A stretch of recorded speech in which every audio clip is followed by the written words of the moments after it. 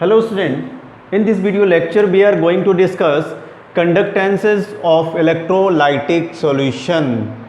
Before discussion of conductance of electrolytic solution, firstly we have discussed and it is necessary to define few terms. Terms number 1, resistance. So what is the resistance? The electrical resistance of any object is directly proportional to its length. Suppose हमारे पास एक wire है and this is a cross section area, ठीक है। ये उसका काटने पर जो ये एरिया आता है ये ए है एंड उसकी जो लेंथ है वो हमने एल मान ली, ठीक है।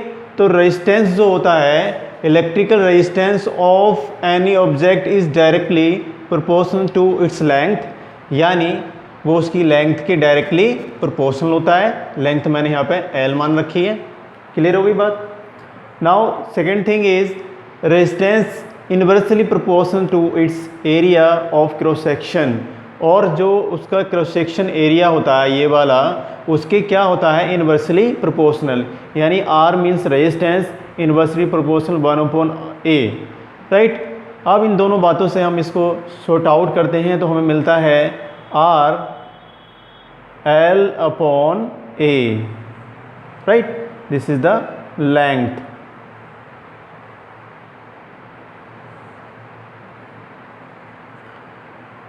अब हमने प्रोपोर्शनलिटी को हटाते हैं तो हमें एक कांस्टेंट मिलता है R equals to rho L/A, right. यहाँ पर स्टूडेंट ये क्या है, एक तरह का कांस्टेंट है। This is the proportionality constant. अब इसको हम क्या बोलते हैं, this is known as the rho in the Greek word, resistivity of और स्पेसिफिक रेजिस्टेंस। रो को हम बोलते हैं रेजिस्टिविटी और स्पेसिफिक रेजिस्टेंस। क्लियर होगी बात। तो रेजिस्टेंस हम किससे मेज़र करते हैं, तो आपने फिजिक्स में पढ़ा है, रेजिस्टेंस को हम मेज़र करते हैं with the help of the Wheatstone bridge. ये आप फिजिक्स में पढ़ेंगे डिटेल में। एंड मेजर्ड हम इसमें यूनिट जो लिखते हैं वो हम क्या लिखते हैं, ओम लिखते हैं। इस तरह का एक सिंबल होता है रेजिस्टेंस को मेजर करने के लिए, हम इसको ऐसे सिंबल से रिप्रेजेंट करते हैं। This is known as the ohm, ठीक है। तो ये था रेजिस्टेंस। अब हम समझेंगे व्हाट इज़ द रेजिस्टिविटी और what is the specific resistance, ठीक। यहाँ तक नोट कीजिए।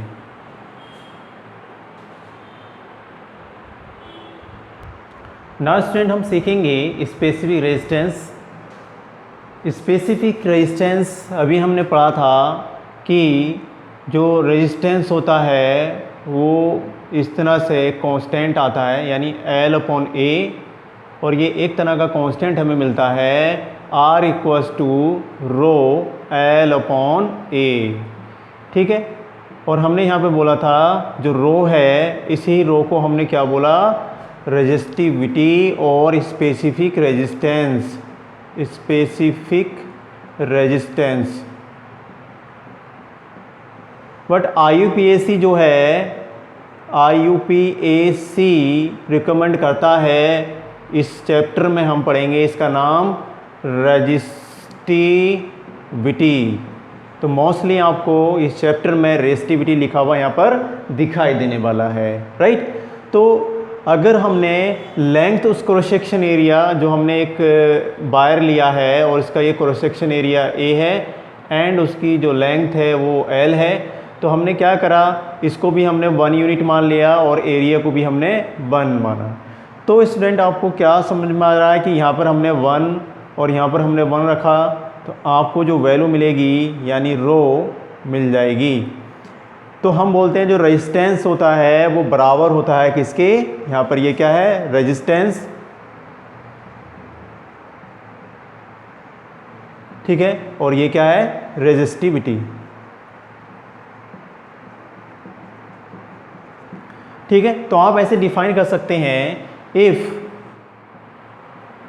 L equals to 1 and area A equals to 1 centimetre square और मीटर स्क्वायर, ओके, या 1 मीटर। Now R equals to rho, तो ये इसके बराबर हो जाता है, resistance is equal to the resistivity. Clear होती है बात। अब स्टूडेंट ऐसा यूनिट पूछता है आपसे, एक क्वेश्चन यहाँ से बन जाता है, व्हाट इज़ द ऐसा यूनिट। तो नॉर्मली ऐसा यूनिट हम ओम मीटर यूज़ करते हैं, या हम ओम सेंटीमीटर भी कई जगह यूज़ करते हैं, राइट। तो ये इसकी यूनिट हो गई। अब यूनिट आप कैसे निकालते हैं, सिंपल है ना। तो आप इस यूनिट यहाँ पे ये मीटर है ना, मीटर का स्क्वायर, तो आप इसको यूनिट को निकालने का तरीका ऐसे, रो एल अपॉन ए, आप रो की यूनिट निकाल लें, यानी rho L equals to R into A. अब आपको रो की यूनिट निकालना है, तो R into A upon L, ठीक है। तो ये कांस्टेंट है, आपको पता है। हम बात करेंगे ए की, तो ए की मीटर का स्क्वायर एंड एल की मीटर, इस तरह से आप बात करेंगे, है ना। तो आपको इस तरह से, अच्छा इसकी यूनिट होती है ओम, और इसकी मीटर से इस तरह से कैंसिल, तो आपको स्टूडेंट क्या मिल जाएगा, ओम मीटर। और सेंटीमीटर में हम बोल सकते हैं तो सेंटीमीटर रख लेंगे। क्लियर। तो ये यूनिट है, आप यूनिट को इस तरह से, अगर आप यूनिट भूल जाते हैं तो आप इसकी हेल्प से यूनिट को भी निकाल सकते हैं। क्लियर होती है बात। तो यहाँ पे हमने यूनिट समझ ली, और यहाँ पे हमने स्पेसिफिक रेजिस्टेंस और रेजिस्टिविटी के बारे में समझ लिया है। अब आगे बढ़ते हैं।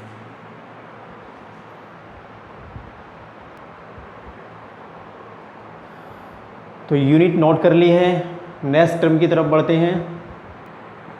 नाउ स्टूडेंट, अब हम सीखेंगे conductance.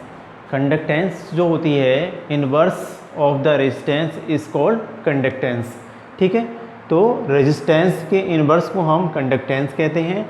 Now conductance equal to 1 upon resistance means are.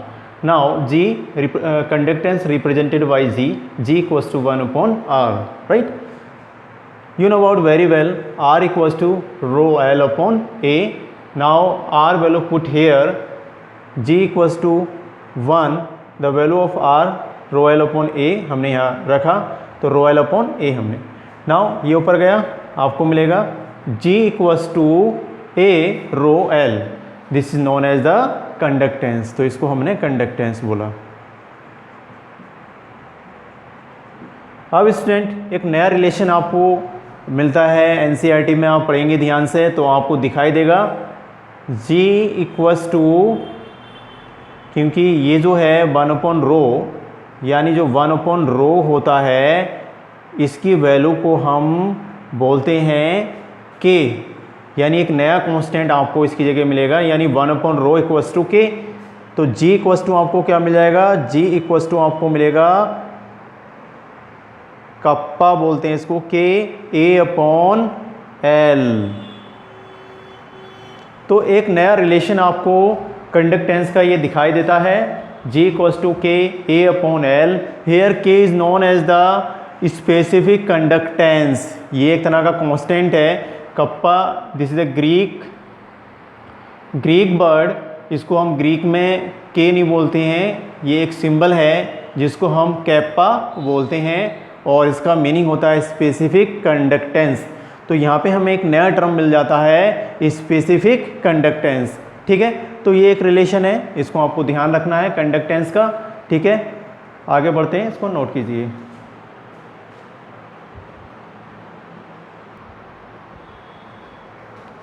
अब हम समझेंगे कंडक्टेंस की यूनिट। तो ऐसा यूनिट जो होती है कंडक्टेंस की, वो हम उसको कैपिटल एस से रिप्रेजेंट करते हैं, हम इसको बोलते हैं साइमेंस, ओके। तो ऐसा यूनिट ऑफ द कंडक्टेंस साइमेंस, और ये बोलता है जो साइमेंस होता है स्टूडेंट, साइमेंस इक्वल टू होता है ओम इनवर्स, ठीक है। तो ये ओम इनवर्स यूनिट बोल देंगे आप, या फिर साइमेंस, दोनों यूनिट यूज़ करते हैं। यानी G इक्वल्स टू होता है 1 upon R, G equals to होता है 1 अपॉन आर। तो अब हम इस R की वैल्यू रखते हैं, तो रो एल अपॉन ए हम इसको इस तरह से कन्वर्ट कर लेंगे, जो अभी हमने पढ़ा था। आपने पता है हमने मीटर में यूज़ किया, तो ये मीटर का स्क्वायर एरिया है, ये क्या है, एरिया, और एरिया हम यूज़ करेंगे मीटर के स्क्वायर में।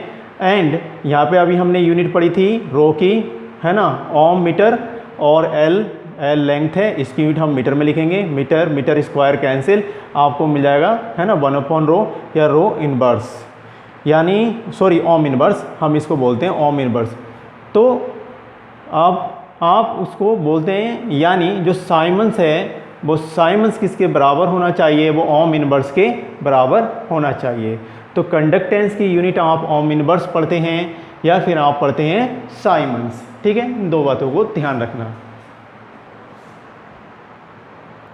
नेक्स्ट हम समझेंगे कंडक्टिविटी, और हम इसको स्पेसिफिक कंडक्टेंस भी कहते हैं। IUPAC mostly specific conductance term use करती है। इस बुक में हम मोस्टली स्पेसिफिक कंडक्टेंस लिखा हुआ देखेंगे, आप दोनों टर्म्स को ध्यान रखेंगे। The inverse of the resistivity is called conductivity, this is known as the resistivity. इसके इन्वर्स है ना 1/ρ is known as the conductivity. K Greek term is known as the kappa, it is not a K, ये क्या है, kappa है। इसको कुछ इस तरह से ऐसे बनाया जाता है। तो यूनिट आपको पूछता है तो साइमंस पर मीटर या साइमंस पर सेंटीमीटर, ऐसा यूनिट हम याद रखेंगे इसकी। एंड होती क्या है, तो conductivity of a material in siemens per metre, it is conductance when 1 metre long area of cross section is 1 metre square. Okay, तो कंडक्टेंस जो है 1 मीटर लंबा कोई वायर है, कंडक्टिंग वायर है, and the area of cross section is उसका क्या 1 metre square है। Now 1 siemens per centimetre equals to होता है 100 साइमंस मीटर पर मीटर। तो ये वैल्यू कहीं कहीं यूज़ होती है, आप इस टर्म को भी याद रखेंगे। ठीक है, तो ये टर्म्स हमने कंप्लीट कर लिए हैं, आगे की चीज़ें पढ़ेंगे हम। अब हम conductance of the electrolytic solution को समझेंगे।